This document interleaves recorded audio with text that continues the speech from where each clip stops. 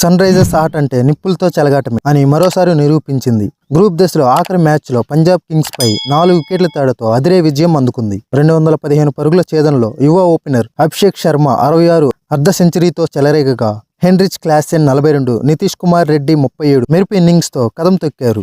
ప్రభుసిమ్రన్ సింగ్ 71 అర్ధ సెంచరీతో పంజాబ్ కింగ్స్ తొలుత 214 పరుగులు చేసింది. సన్ రైజర్స్ హైదరాబాద్ విజయంతో ప్లే ఆఫ్స్ లో 2వ ప్లేస్ కి వెళ్లగా పంజాబ్ కింగ్స్ మరో పరాజయంతో సీజన్ నుంచి నిష్క్రమించింది. పంజాబ్ కింగ్స్ పై సన్ రైజర్స్ హైదరాబాద్ 4 వికెట్ల తేడాతో ఘన విజయం సాధించింది. 215 పరుగుల లక్ష్యాన్ని 19.1 ఓవర్లోనే ఊదేసిన సన్ రైజర్స్ హైదరాబాద్ పాయింట్ల పట్టికలో 2వ స్థానంలో నిలిచింది. 2వ స్థానంలో నిలిచేందుకు తన చేతుల్లో ఉన్న పని చేసేసింది. భారీ ఛేదనలో ట్రావిస్ హెడ్ 0 నిరాశపరిచిన అభిషేక్ శర్మ 28 బంతులు 66, హెన్రిచ్ క్లాసెన్ 26 బంతులు 42, నితీష్ కుమార్ రెడ్డి 25 బంతులు 37, రాహుల్ త్రిపాఠి 18 బంతులు 33 కదం తొక్కడంతో సన్ రైజర్స్ హైదరాబాద్ అలవోకంగా విజయం సాధించింది.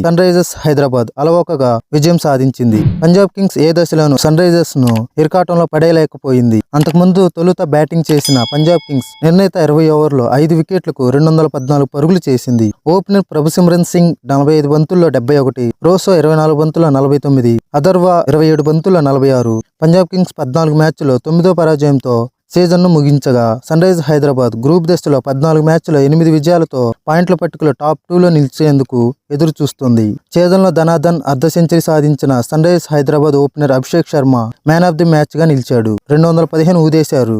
ప్లే ఆఫ్స్ ముంగిట సన్ రైజర్స్ హైదరాబాద్ భారీ లక్ష్యాన్ని ఊదేసింది. ప్రమాదకరంగా మారుతున్న ట్రావిస్ హెడ్ ను తొలి బంతికి నిష్క్రమించిన సన్ రైజర్స్ హైదరాబాద్ దూకుడు తగ్గలేదు.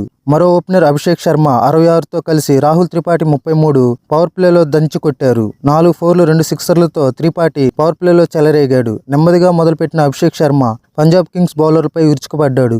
5 4లు 4 సిక్సర్లతో 21 బంతుల్లోనే అర్ధ సెంచరీ బాదిన అభిషేక్ శర్మ ఛేదనను లాంఛనం చేశాడు. రాహుల్ త్రిపాఠి అభిషేక్ శర్మ నిష్క్రమించిన నితీష్ కుమార్ రెడ్డి 37, హెన్రిచ్ క్లాసెన్ 42 అదరగొట్టారు. క్లాసెన్ తనదైన శైలిలో 3 4లు 2 సిక్సర్లతో విధ్వంసం సృష్టించిన నితీష్ కుమార్ రెడ్డి కీలక ఇన్నింగ్స్ ఆడాడు. 3 సిక్సర్లు 1 4తో ఆకట్టుకున్నాడు. ఆఖరు ఓవర్లో 4 పరుగులు అవసరం కాగా అబ్దుల్ సమద్ 11, సన్వీర్ సింగ్ 6 తొలి బంతికే లాంఛనం ముగించారు. పంజాబ్ కింగ్స్ బౌలర్లో హర్షదీప్ సింగ్ 2.37, హర్షల్ పటేల్ 2.49 రెండేసి వికెట్లతో రాణించారు.